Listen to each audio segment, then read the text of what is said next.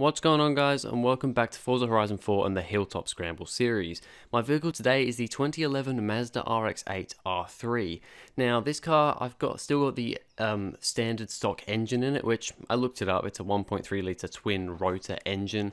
Of course, the game doesn't tell you what the stock engines are, so I'm just going to kind of look them up whenever I use the stock engine. This one is naturally aspirated, did not have to put a turbo or a supercharger on it to get it to the PI limit of 850. It's all-wheel drive because all the cars in this series will be upgraded to all-wheel drive. It has 457 horsepower, so quite a little less power, like, you know, just over 100 horsepower less than the Jaguar we had out last time, and only 290 foot-pound of torque. It also is heavier than the Jaguar, with weighing 2,557 pounds, so over 100 horsepower less weight, and it's about 200 pounds heavier, so it's a much more modern car. So interesting to see how this one will go around the course. Alright, so here we are with the Mazda RX-8. Let's see how this one goes around the course. So we have 6 laps to get the best time possible. The current fastest time was the Jaguar, which we had out last time, the only other car we've had on this series so far, with a 105.199. So that's the time to try and beat here.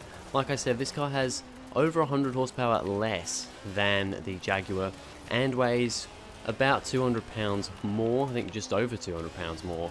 So yeah, I mean, the power to weight ratio on this is considerably worse than the Jaguar, but what you've got to take into consideration is that this car is 50 years newer. The Jaguar is 50 years older than this car, so should be a lot more stable. It's kind of hard to know on this first lap here. I'm not fully going for it yet, but you know, so far it does feel a little bit more stable. Of course, you know, with having less power and just generally probably a much better chassis. I mean, let's be honest, a car 50 years newer than the Jaguar, it's going to be better. So we run onto our first flying lap. We were quite bad. We're just going to have to get rid of that. That's fine. Yeah,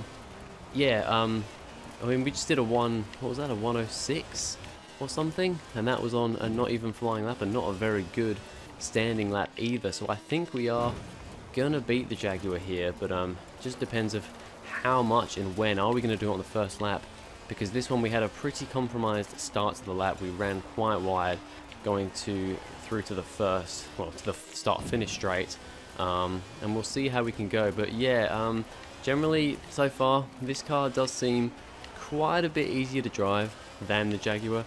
Maybe not quite as quick because of the power, but through the corners I do think it is a bit easier to drive, as we slightly nudge the camera a little bit there.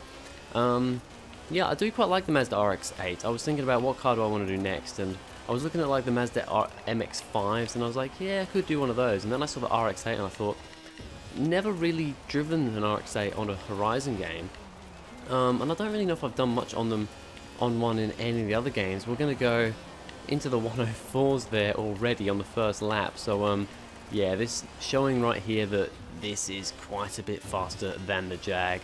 That wasn't even a particularly great lap, so yeah, I don't think it's, I think we're gonna smash that Jag quite considerably. But I mean, let's be honest, kind of to be expected. That is a much older car, and I put a roll cage in that one. I haven't put a roll cage or anything in this one because with the Jag, I'm pretty sure the roll cage made the performance better. It, you know, made the PI go up, whereas putting a roll cage in this car actually just made it go down because it doesn't really affect the handling that much. And if anything, you know, adding that extra weight just makes the car a little bit worse, because this car just really shouldn't have an issue with the handling in the first place, being a much more modern car.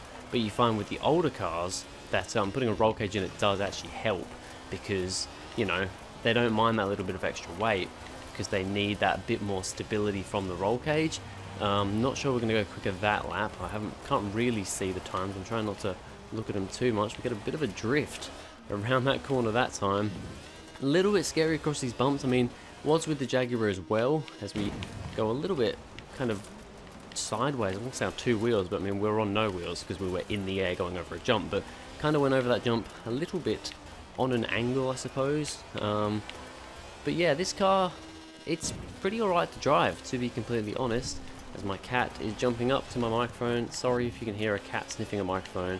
He's literally right in front of me. Cat, can you please move? Get away from the microphone. He's literally like sniffing it right now. I do apologize if you can hear that.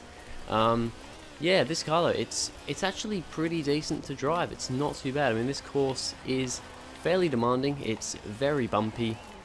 It's, you know, you've got sections like this where it's uphill and off camber and just a bit crazy as the cat jumps off my little pedestal that I've got the microphone on. Yeah, it's definitely a demanding track, but really not, from what I can tell, doing great times there. I mean, that lap was only, I think that lap actually might have been about the same sort of lap time as we did with the Jaguar. So I was just having a quick look. I think that's a 104.1 that is our best lap, which I believe was the first flying lap we did. We haven't really improved upon that as of yet. We've got, including this lap, we've got this lap and the next lap.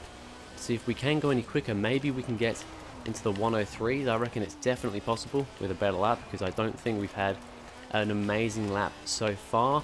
This one I feel like is going a little bit better, this lap. I say that, I'm probably going to stuff it up as we do go a little bit wide and kind of off center. I don't know, we weren't really that. Oh, I've moved the camera again. What am I doing? What am I doing? That was a little bit scary. Not what I needed. Let's get a better line through here. This bit seems to be the bit that I'm struggling with the most. Not just with this car, but just in general. Getting too wide out of that corner. That felt better though. I don't really know if we went quicker. I think it was a pretty similar sort of time. This is now our final lap, however. We got it, I reckon we got it pretty good through that first corner that time. Carried a lot of speed, didn't get too bumped around, so that's a good start to the lap. Let's see if we can carry the momentum through and see if we can beat this time and possibly get into the 103s. I mean, we've already quite easily beaten the Jag as we run quite wide out of that corner. That's not going to help us. We had a tidy first section, but that bit is not going to help us out. A little slow coming into that section there. We've smacked into a rock. Doesn't that really slowed us down, but smacked into a rock a little bit there. Yeah, this whole section here is just, it's a very strange circuit because you've got the bumpy downhill bits and then you've got these bumpy off camber uphill bits as well. It's just, it's a very strange track, that is for sure. As we round the final corner, taking that one a lot tighter that time. Well, this is going to be quicker. That is quicker. That was a 103.363. Went quite a bit quicker that time actually. And that's the time for the Mazda RX-8, a 103.363. We beat the Jaguar by quite a large margin. To be fair, I was expecting it. I was not expecting the Jaguar to do that well in this series, especially with modern cars. It's going to get beaten quite considerably, and also considering that it's the first car that ran. I haven't played Forza that much recently, so you know, these first few cars I'm going to be kind of getting back into it again. So yeah, a 103.363 for the Mazda RX-8 moves it to the top of the table. Only 2 cars on the table so far, but yeah, that is the position for the Mazda. So thank you guys very much for watching. If you enjoyed, please go ahead, like and subscribe. I'll try and do some donuts if I can, some 4-wheel drive donuts. Thanks for watching, and I'll see you guys in the next video.